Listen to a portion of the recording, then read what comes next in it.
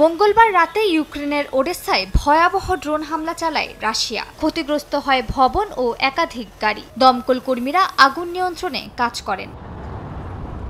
একই দিন দোনেৎস্ক অঞ্চলের একটি বসতি দখলের দাবি করেছে রাশিয়া। দেশটির প্রতিরক্ষা মন্ত্রণালয় জানায় তারা ইউক্রেনের 10টি ইলেকট্রনিক প্রতিরক্ষা ব্যবস্থা ও 13টি গোলাবারুদের গুদাম ধ্বংস করেছে। আরও দাবি করেন হাইপারসনিক ক্ষেপণাস্ত্র, কিনজাল সহ বিভিন্ন ধরনের অস্ত্র ব্যবহার করে ইউক্রেনের সামরিক শিল্প স্থাপনাগুলোতে হামলা চালানো হয়েছে। জবাবে ইউক্রেন জানায় তারা রুশ সেনাঘাঁটি, অস্ত্র, গোলাবারুদ ও ক্ষেপণাস্ত্র ইউনিটগুলোতে পাল্টা হামলা চালিয়েছে। এদিন ইউক্রেনের উত্তর পশ্চিমের ভলিন অঞ্চলে একটি মিরাজ 2000 যুদ্ধবিমান ভেঙে পড়ে। ফ্রান্স থেকে পাওয়া এই বিমানের যান্ত্রিক ত্রুটি দেখা দেয় বলে জানায় সামরিক বাহিনী।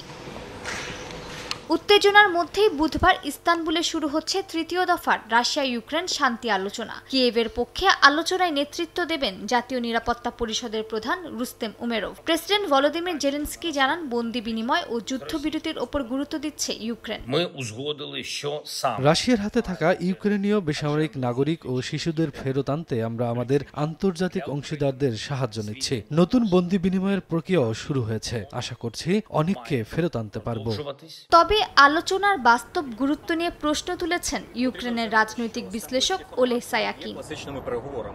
রাশিয়া এখানে গঠনমূলক আলোচনার বাহানায় কালক্ষেপণ করছে। বন্দী ও মরদেহ বিনিময় বিষয়টি অত্যন্ত গুরুত্বপূর্ণ বিধায় ইউক্রেন বাধ্য হচ্ছে অংশ নিতে। কিন্তু রাশিয়ার পক্ষ থেকে সিদ্ধান্ত নেওয়ার ক্ষমতা সম্পন্ন কেউই আলোচনায় থাকছেন না।